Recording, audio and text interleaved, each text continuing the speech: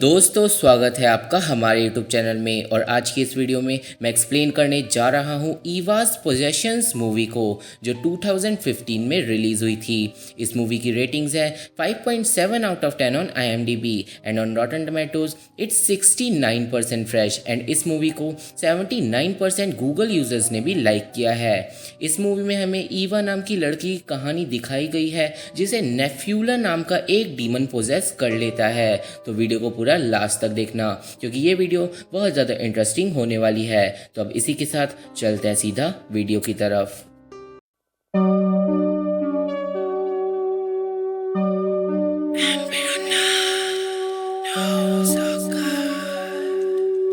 तो मूवी शुरू होती है फादर मैरिनो नाम के एक प्रीस्ट को दिखाते हुए, जो ईवा का एग्जॉर्सिज्म कर रहे होते हैं और ईवा नेफ्यूला डीमन के कब्जे में होती है। और फिर एग्जॉर्सिज्म के बाद डीमन ईवा के अंदर से चले जाता है और वो बिल्कुल ठीक हो जाती है। अब एग्जॉर्सिज्म के बाद फादर मैरिनो ईवा को बताता है कि वो पिछले 28 दिनों से एक डीमन के वश में थी, पर ईवा को कुछ भी याद नहीं होता और उसके पिछले 28 दिनों की जितनी भी मेमोरीज होती हैं वो बिल्कुल फेड हो चुकी थी। अब ईवा अपने पापा बर्नार्ड और अपनी मॉम जोआना से मिलती है और फिर वो मिलती है अपनी बहन जिलियन और उसके पति रॉजर से, और सब लोग ईवा को ठीक देखकर बहुत ज़्यादा खुश होते हैं। अब ईवा ठीक होते ही अपने नॉर्मल रूटीन पे आ जाती है और वो खाना खाने लगती है और फिर वो अपनी फैमिली को अपने अपार्टमेंट से जाने के लिए बोलती है। अब उसकी फैमिली जाते जाते ईवा को बोलती है कि पोजेशन के वक्त उसने बहुत लोगों को चोट पहुंचाई है और अब सब कुछ नॉर्मल होने में टाइम लगेगा। अब अगले दिन अपनी फैमिली के कहने पे ईवा एक लॉयर के पास जाती है जिसका नाम होता है जे। अब जे ईवा को बताता है कि उसने पोजेशन के वक्त बहुत लोगों को मारा है और चोट पहुंचाई है और अब कोर्ट ईवा को सजा के तौर पे जेल में डालना चाहती है। अब ईवा बोलती है कि उसने कोई जुर्म नहीं करा और उसे कुछ भी याद नहीं है। अब जे बोलता है कि तुम्हारी जेल की सज़ा माफ़ हो सकती है अगर तुम एक थेरेपी सेंटर को ज्वाइन करो, जो उन लोगों के लिए होता है जो अभी अभी पोजेशन से बाहर निकले हैं। और हम व्यूअर्स यहाँ पे समझ जाते हैं कि पोजेशन इस मूवी के अंदर एक बहुत ही कॉमन चीज़ है जो लोगों को नॉर्मल बुखार की तरह होता रहता है। अब ईवा थेरेपी ज्वाइन करने के लिए मान जाती है और फिर वहाँ से वो एक बुक लेके जाती है जिसमें वो थेरेपी के बारे में पढ़ेगी। अब ईवा जब घर पहुंचती है तो उसे सीढ़ियों पे एक डिमोनिक बच्ची दिखती है जिसने एक जला हुआ खिलौना पकड़ा हुआ होता है, पर तभी वो बच्ची अचानक से ही गायब हो जाती है और ईवा डर जाती है। अब ईवा देखती है कि उसके अपार्टमेंट की हालत बहुत ज़्यादा ख़राब हो गई है और उसका बॉयफ्रेंड भी उसकी कॉल नहीं उठा रहा होता और उसकी लाइफ अचानक से ही बहुत ज़्यादा बदल जाती है। अब ईवा को एक घड़ी अपने सोफे के अंदर मिलती है जो किसी कॉनरेड नाम के आदमी की होती है, पर ईवा नहीं जानती थी कि ये कॉनरेड आखिर है कौन और उसकी घड़ी ईवा के अपार्टमेंट में कैसे आई। अब ईवा को अपने कारपेट के नीचे एक खून का बहुत बड़ा दाग मिलता है और उस खून को देखने के बाद भी ईवा को कुछ भी याद नहीं आता। अब ईवा के घर उसकी दो दोस्त उससे मिलने के लिए आती हैं, पर ईवा को तभी बहुत तेज ड्रम बजने की आवाज़ आने लगती है और ईवा अजीब बिहेव करने लगती है और उसकी दोनों दोस्त डर के वहाँ से भाग जाती हैं और अब ईवा से उसका कोई दोस्त बात नहीं करता। अब अगले दिन ईवा अपनी थेरेपी के लिए लेट हो जाती है और वो तुरंत ही अपनी थेरेपी के लिए भागती है और उसकी थेरेपी का नाम होता है स्पिरिट पोजेशन एनोनिमस। अब ईवा अपनी थेरेपी लेने जब पहुंचती है तो वहाँ पे वो टोनी नाम के लड़के को देखती है जिसने एक पोजेस्ड लड़की को चेन्स में बांध रखा था और टोनी उस लड़की को उसके अंदर के डीमन से लड़ने के लिए बोल रहा था, पर वो पोजेस्ड लड़की उस डीमन से नहीं लड़ पाती और फिर टोनी उस लड़की के गले से एक नेकलेस उतारता है और वो नेकलेस उतारते ही वो लड़की ठीक हो जाती है।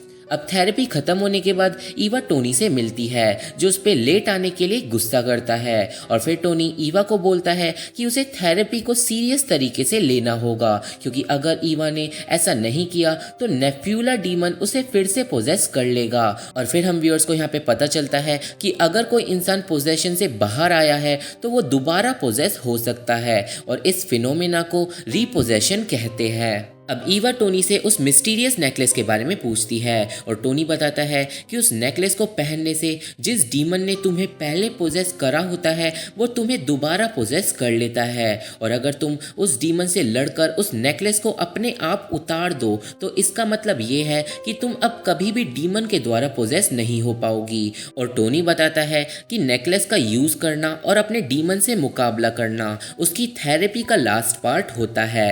अब टोनी ईवा को एक फाइल देता है जिसमें वो सारे जुर्म लिखे हुए होते हैं जो ईवा ने पोजेशन के वक्त करे थे, और टोनी बोलता है कि अब तुम्हें अपनी थेरेपी में सबसे पहला ये काम करना है कि तुम्हें उन लोगों से माफ़ी मांगनी है जिन्हें तुमने पोजेशन के वक्त चोट पहुंचाई थी।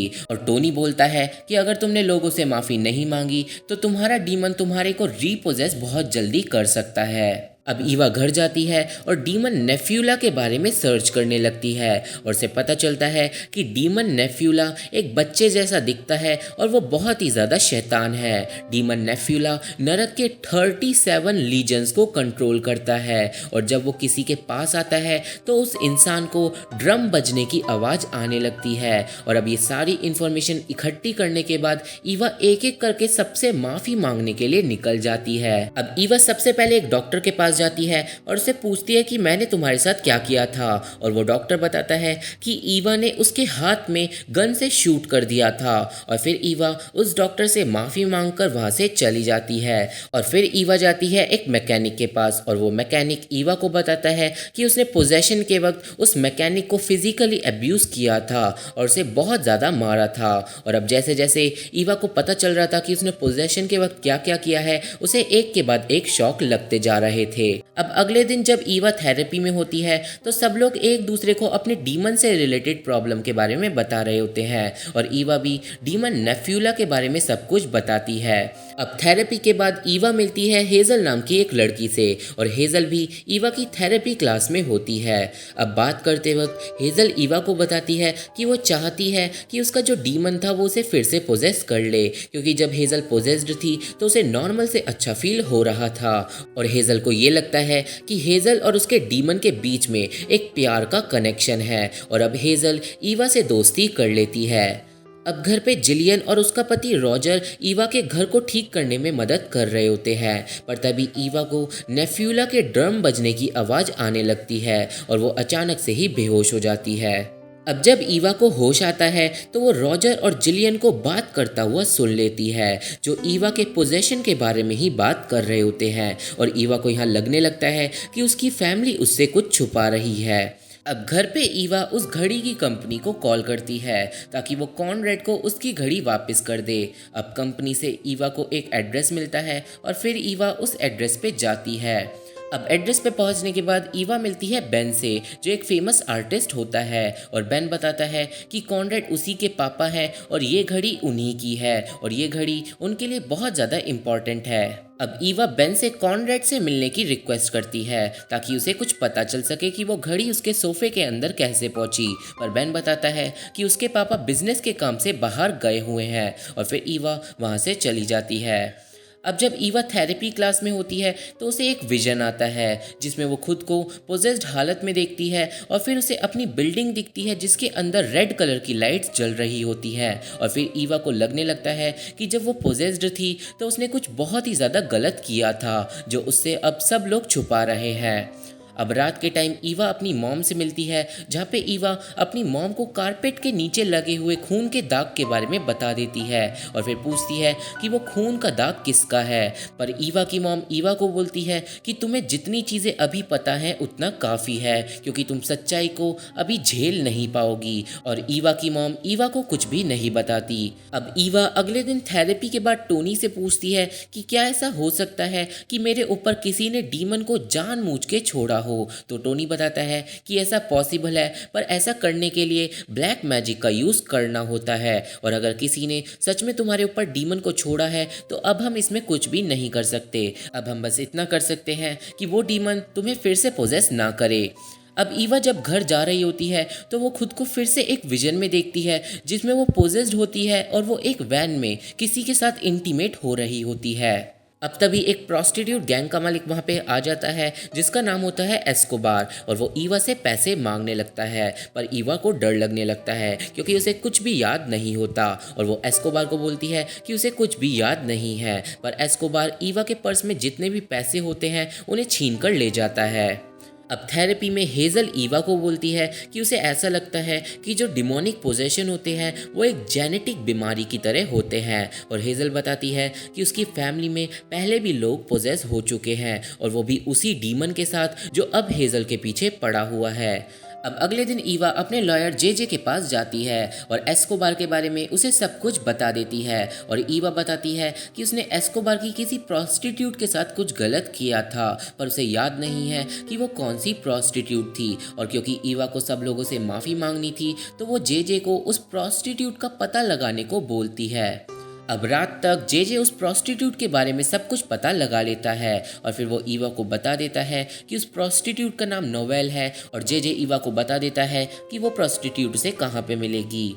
अब ईवा जाती है जे की बताई गई जगह पे जहाँ पे वो नोवेल से मिलती है। अब नोवेल ईवा को बात करने के लिए अपनी वैन के अंदर लेके जाती है, और अब ईवा नोवेल से पूछती है कि जब मैं लास्ट टाइम तुमसे मिली थी तो मैंने क्या किया था। और नोवेल बताती है कि कुछ दिनों पहले वो एक लड़के के साथ इंटीमेट हो रही थी, पर तभी ईवा नोवेल की वैन में ज़बरदस्ती घुस गई थी, और फिर ईवा बहुत ज़्यादा एग्रेसिव वे में उस लड़के के साथ फिजिकल होने लगी, और फिर वो लड़का भी उस सब को एंजॉय करने लगा, और फिर ईवा फिजिकल होने के बाद वहां से भाग गई। अब ईवा नोवेल से उस लड़के का नाम पूछती है, पर नोवेल को उसका नाम नहीं पता होता। अब ईवा नोवेल को अपना नंबर देती है और उससे बोलती है कि अगर तुम्हें उस लड़के का नाम पता चले तो तुम मेरे को तुरंत ही कॉल करना।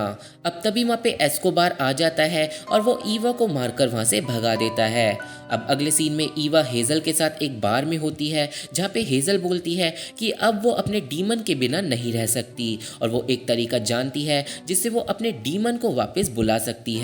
और फिर हेज़ल ईवा को अपनी मदद करने के लिए मना लेती है। अब हेज़ल ईवा को लेके जाती है एक ब्लैक मैजिक की दुकान पे, और फिर ईवा दुकान के अंदर हेज़ल का बताया गया सामान लेने जाती है। अब ईवा दुकान के अंदर तालिया नाम की एक विच से मिलती है जो उसे डीमन को समन करने के लिए सामान दे देती है, और सामान देते वक्त तालिया ईवा को वार्न करती है ये कहकर कि अगर कोई भी ब्लैक मैजिक को यूज़ करता है तो वो काला जादू उस इंसान की ज़िंदगी पे हमेशा के लिए एक निशान छोड़ जाता है। अब ईवा और हेज़ल सामान लेके आते हैं, और फिर ईवा के घर की छत पे डीमन को बुलाने वाला रिचुअल करने लगते हैं, और फिर ईवा एक मंत्र पढ़ना शुरू करती है, और फिर हेज़ल के अंदर उसका डीमन वापस आ जाता है। अब हेज़ल डिमोनिक हो जाती है और ईवा की तरफ बढ़ती है। अब ईवा डीमन को बोलती है कि मुझे मत मारना, पर वो डीमन ईवा का शुक्रिया अदा करता है उसे वापस बुलाने के लिए, और फिर वो डीमन हेज़ल को लेके वहाँ से भाग जाता है। अब ईवा फादर मैरिनो को फ़ोन करके सब कुछ बता देती है, और फादर मैरिनो ईवा को बोलता है कि वो हेज़ल को संभाल लेगा।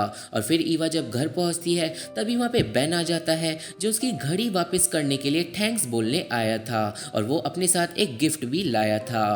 अब ईवा बेन को अपने घर के अंदर इनवाइट करती है, जहाँ पे घर के अंदर जाने के बाद ईवा और बेन एक दूसरे के साथ इंटीमेट होते हैं, पर बीच में ही ईवा को नेफ्यूला दिखने लगता है और वो बेन को रोक देती है। अब ईवा बेन को बताती है कि उसे कॉनरेड की घड़ी अपने घर के अंदर मिली थी, और बेन बोलता है कि इसका मतलब तो ये है कि मेरे पापा तुम्हारे घर के अंदर आए थे, और फिर बेन थोड़ा परेशान हो जाता है। अब अगले दिन थेरेपी में ईवा भी अपनी लास्ट स्टेज पे पहुंच जाती है, और जब टोनी ईवा को नेकलेस पहना रहा होता है तो टोनी को ईवा की गर्दन पे एक अजीब निशान दिखता है, और टोनी ईवा पे गुस्सा करने लगता है। अब टोनी ईवा को भी वो निशान दिखाता है और बोलता है कि तुमने ब्लैक मैजिक का यूज़ करा है, और ये जो निशान तुम्हारी गर्दन पे आया है ये विचक्राफ्ट का निशान है जो विचक्राफ्ट यूज़ करने पे आता है, और अब इस निशान की वजह से नेफ्यूला डीमन तुम्हें कभी भी पोजेस कर सकता है, और अब मैं तुम्हारी और मदद नहीं कर सकता। और फिर टोनी ईवा को थेरेपी से बाहर निकाल देता है। अब अगले दिन ईवा अपने मॉम डैड से मिलती है, जो ईवा को बताते हैं कि क्योंकि अब ईवा को थेरेपी से बाहर निकाल दिया गया है तो अब उस पे आखिरी दो रास्ते हैं। या तो ईवा को अब जेल जाना होगा या फिर उसे एक मेंटल हॉस्पिटल में जब तक रहना होगा जब तक लोगों को ये यकीन नहीं हो जाता कि ईवा बिल्कुल ठीक है। और फिर ईवा मजबूरन मेंटल हॉस्पिटल जाने का फैसला करती है। अब रात के टाइम जब ईवा मेंटल हॉस्पिटल जाने की तैयारी कर रही होती है तभी उसे नोवेल का कॉल आता है और नोवेल बताती है कि उसे उस लड़के के बारे में वो सारी इन्फॉर्मेशन मिल गई है जो ईवा को चाहिए। और फिर नोवेल ईवा को मिलने के लिए बुलाती है। अब ईवा पहुंचती है नोवेल से मिलने के लिए, पर जब ईवा नोवेल की वैन का दरवाज़ा खोलती है तो वो देखती है कि किसी ने नोवेल को मार डाला है। अब तभी एस्कोबार वहाँ पे आ जाता है और वो सोचता है कि ईवा ने नोवेल को मारा है और फिर एस्कोबार ईवा को मारने के लिए एक चाकू निकाल लेता है, पर तभी वहाँ पे बेन आ जाता है और वो गन पॉइंट पे एस्कोबार को वहाँ से भगा देता है। अब ईवा बेन को देखकर शॉक हो जाती है और वो कंफ्यूज होती है कि बेन इतनी रात को वहाँ पे क्या कर रहा है और ईवा को लगता है कि बेन उसका पीछा कर रहा है और बेन ने ही नोवेल को मारा है और ईवा वहाँ से भागने लगती है। पर बेन ईवा को रोकता है और बोलता है कि मैं बस तुम्हें प्रोटेक्ट कर रहा हूँ क्योंकि तुम्हारी जान खतरे में है। अब ईवा को बेन की बातें समझ नहीं आती और फिर बेन बताता है कि उसके पापा असल में एक हिटमैन है जो लोगों को पैसे के बदले मारते हैं। और जब बेन को ये पता लगा कि उसके पापा ईवा के अपार्टमेंट में आए थे तो वो समझ जाता है कि कॉनरेड को किसी ने पैसे दिए होंगे ईवा को मारने के लिए और इसलिए ही बेन ईवा पे नजर रखे हुए था ताकि उसके पापा ईवा को ना मार डाले। पर ईवा को बेन की बातों पे यकीन नहीं होता और वो वहां से चली जाती है। अब ईवा जाती है जेजे के पास जहाँ पे वो उससे रात में रुकने की परमिशन मांगती है। अब जेजे ईवा को एक सोफे पे सुला देता है, पर जैसे ही ईवा सोती है जेजे ईवा की फैमिली को बुला लेता है। अब ईवा की फैमिली वहाँ पे थोड़ी देर बाद ईवा को लेने आ जाती है और फिर रॉजर ईवा को मेंटल हॉस्पिटल छोड़ने के लिए बोलता है ताकि उसे जेल ना हो जाए। अब अगले सीन में ईवा को रॉजर मेंटल हॉस्पिटल ले जा रहा होता है, पर रॉजर ईवा को मेंटल हॉस्पिटल की जगह एक सुनसान जगह पे ले जाता है और वहाँ पे वो ईवा को किस करने की कोशिश करता है, पर ईवा रॉजर को रोक देती है। अब रॉजर बोलता है कि ये सब हम पहले भी कर चुके हैं और यहाँ पे ईवा समझ जाती है कि उस दिन नोवेल की वैन में जो लड़का था वो असल में रॉजर ही था। अब रॉजर ईवा को बताता है कि उसे पहले ये नहीं पता था कि ईवा पोजेस्ड है और रॉजर को वैन में ये लग रहा था जैसे ईवा उससे प्यार करती हो। पर रॉजर बताता है कि उसे ये भी डर लग रहा था कि ईवा जिलियन को ये ना बता दे कि वो एक प्रोस्टिट्यूट से मिलने गया था और इसलिए रॉजर ने ईवा को मारने की सिफारिश कॉनरेड को दी थी जो था बेन का पापा। अब रॉजर बताता है कि कॉनरेड जब ईवा को मारने उसके फ्लैट पे पहुंचा तो पोजेस्ड ईवा ने कॉनरेड को ही मार डाला और जब ईवा की फैमिली ईवा के घर पहुंची तो वो सब ईवा को पोजेस्ड हालत में देखकर चौंक गए और फिर पोजेस्ड ईवा ने अपनी फैमिली पे ही अटैक कर दिया और ईवा ने ही अपनी मम्मी की आंख फोड़ डाली, पर किसी तरह ईवा की फैमिली ने ईवा को कंट्रोल कर लिया। अब ईवा को बचाने के लिए कॉनरेड की डेड बॉडी को रॉजर और बर्नार्ड ने छोटे छोटे टुकड़ों में काट डाला और फिर ठिकाने लगा दिया ताकि ईवा को उम्र कैद की सज़ा ना हो। अब ये सारी बातें बताने के बाद रॉजर ईवा से बोलता है कि मैं तुमसे प्यार करता हूँ, पर ईवा बोलती है कि हमारे बीच में नोवेल की वैन में जो भी हुआ था उस टाइम मैं पोजेस्ड थी और मेरे को तुम्हारे से कोई भी लगाव नहीं है। अब रॉजर ईवा को मारने वाला होता है, पर ईवा बोलती है कि शायद जो नेफ्यूला डीमन है वो तुमसे प्यार करता है और अगर वो मेरे अंदर फिर से आ जाए तो शायद वो सब हो जाए जो तुम चाहते हो। और फिर रॉजर ईवा को डीमन वापस बुलाने के लिए बोलता है। अब ईवा रॉजर को अपने साथ अपनी थेरेपी क्लास में ले जाती है जहाँ पे ईवा डीमन वापस बुलाने वाले नेकलेस को चुरा लेती है और फिर उसे पहन लेती है। अब जैसे ही नेकलेस अपना असर दिखाना शुरू करता है नेफ्यूला डीमन वापस ईवा की बॉडी में आ जाता है और वो पोजेस्ड हो जाती है। अब पोजेस्ड ईवा तुरंत ही रॉजर को सिड्यूस करने लगती है और फिर ईवा रॉजर को सिड्यूस करते करते उसके मुंह से वो सारे जुर्म निकलवा लेती है जो रॉजर ने करे थे और वो सब कैमरे में रिकॉर्ड हो जाता है और हम व्यूअर्स यहाँ पे समझ जाते हैं कि हेजल की तरह ईवा ने भी अपने डीमन के साथ रिलेशन बना लिया है और अब ईवा अपने डीमन को कंट्रोल कर सकती है। अब जैसे ही ईवा रॉजर के मुंह से उसकी सारी सच्चाई निकलवा लेती है ईवा रॉजर को मार के बेहोश कर देती है और उसके हाथ को हथकड़ी में बांध देती है। अब पोजेस्ड ईवा अपने डीमन पे हावी हो जाती है और अपनी गर्दन से नेकलेस उतार लेती है और इसका मतलब ईवा ने फाइनली अपनी थेरेपी कंप्लीट कर ली। अब अगले दिन ईवा टोनी को वो रिकॉर्डिंग्स दिखा देती है और फिर रॉजर पकड़ा जाता है और ईवा टोनी को ये भी साबित कर देती है कि शरीर पे विचक्राफ्ट का निशान होने के बाद भी लोग डीमन से लड़ सकते हैं। अब अगले सीन में ईवा अपना फ्लैट खाली कर रही होती है जहाँ पे जिलियन उसकी मदद कर रही होती है और ईवा देखती है कि जिलियन की गर्दन पे भी विचक्राफ्ट वाला निशान है और वो समझ जाती है कि जिलियन ने ही नेफ्यूला डीमन को ईवा पे छोड़ा था, पर ईवा जिलियन को कुछ नहीं बोलती। अब कुछ दिनों बाद ईवा की लाइफ नॉर्मल हो जाती है और वो अपने थेरेपी सेंटर में ही जॉब करने लगती है। अब एक दिन ईवा कुछ पुरानी फाइल्स को रख रही होती है, पर तभी ईवा को नेफ्यूला के ड्रम बजने की आवाज़ आने लगती है और उसके हाथ से सारी फाइल्स गिर जाती हैं। अब ईवा जब फाइल को इकट्ठा कर रही होती है तो उसे एक फाइल मिलती है जो होती है उसी की मॉम जोआना की।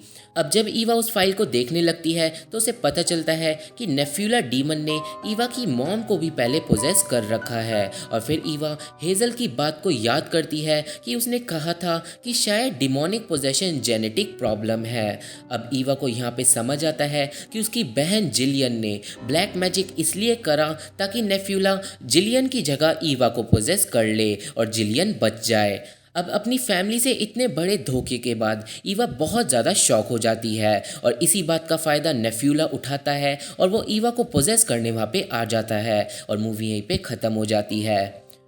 तो ये थी एक्सप्लेनेशन ईवा's पोजेशन मूवी की, जो कि एक ठीक ठाक मूवी है। इस मूवी का प्लॉट नॉर्मल हॉरर मूवी से बिल्कुल हटकर है और आप लोग इस मूवी को एक बार तो देख ही सकते हो और मुझे आशा है कि आप लोगों को मेरी वीडियो देखने के बाद ईवा's पोजेशंस मूवी समझ आ गई होगी और मुझे आशा है कि आपको मेरी वीडियो पसंद आई होगी। तो आज की वीडियो में बस इतना ही। वीडियो पसंद आए तो चैनल को सब्सक्राइब कर देना, वीडियो को लाइक एंड शेयर करना मत भूलना। Thank you, bye bye.